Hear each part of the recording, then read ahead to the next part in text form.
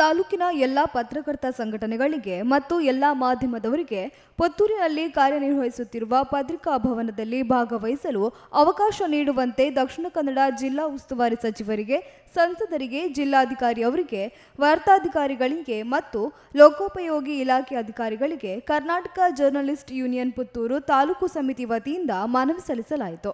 ಇದಕ್ಕೆ ಪ್ರತಿಕ್ರಿಯೆ ನೀಡಿದ ದಕ್ಷಿಣ ಕನ್ನಡ ಜಿಲ್ಲಾಧಿಕಾರಿ ಡಾಕ್ಟರ್ ರಾಜೇಂದ್ರ ಕೆವಿ, ಅಧಿಕಾರಿಗಳಿಂದ ಸೂಕ್ತ ಮಾಹಿತಿ ಪಡೆಯಲಾಗುವುದು. ತಾಲೂಕಿನ ಎಲ್ಲ ಪತ್ರಕರ್ತ ಸಂಘಟನೆಗಳಿಗೆ ಮತ್ತು ಎಲ್ಲ ಮಾಧ್ಯಮಗಳ ಪ್ರತಿನಿಧಿಗಳಿಗೆ ಪತ್ರಿಕಾ ಭವನದಲ್ಲಿ ಅವಕಾಶ ನೀಡುವ ಬಗ್ಗೆ ಸೂಕ್ತ ಸ್ಪಂದನೆ ನೀಡುವ ಬಗ್ಗೆ ಪರಿಶೀಲನೆ ನಡೆಸುತ್ತೇನೆ ಎಂದು ತಿಳಿಸಿದ್ದಾರೆ. ಅಧಿಕಾರಿಗಳಿಗೆ ಮನವಿ ಸಲ್ಲಿಸುವ ವೇಳೆಯಲ್ಲಿ ಯೂನಿಯನ್ ತಾಲೂಕು ಸಮಿತಿಯ ಅಧ್ಯಕ್ಷರಾದ ಸಂತೋಷ್ ಕುಮಾರ್ ಶಾಂತಿನಗರ, ಪ್ರಧಾನ ಕಾರ್ಯದರ್ಶಿಯಾದ ಕಹಳೆ ನ್ಯೂಸ್ ಕೇಬಲ್ ಟಿವಿಯ ಗಣೇಶ್ ಕೆ, ಉಪಾಧ್ಯಕ್ಷರಾದ ರಾಮದಾಸ ವಿಟ್ಲ, ಜಿಲ್ಲಾ ಸಮಿತಿ ಕೋಶಾಧಿಕಾರಿ ಜ್ಯೋತಿ ಪ್ರಕಾಶ್ ಪುಣಚ ಹಾಗೂ ಫಾರೂಕ್ ಶೇಖ್ ಮುಕ್ವೇರ್ ಅವರು ನಿಯೋಗದಲ್ಲಿದ್ದರು.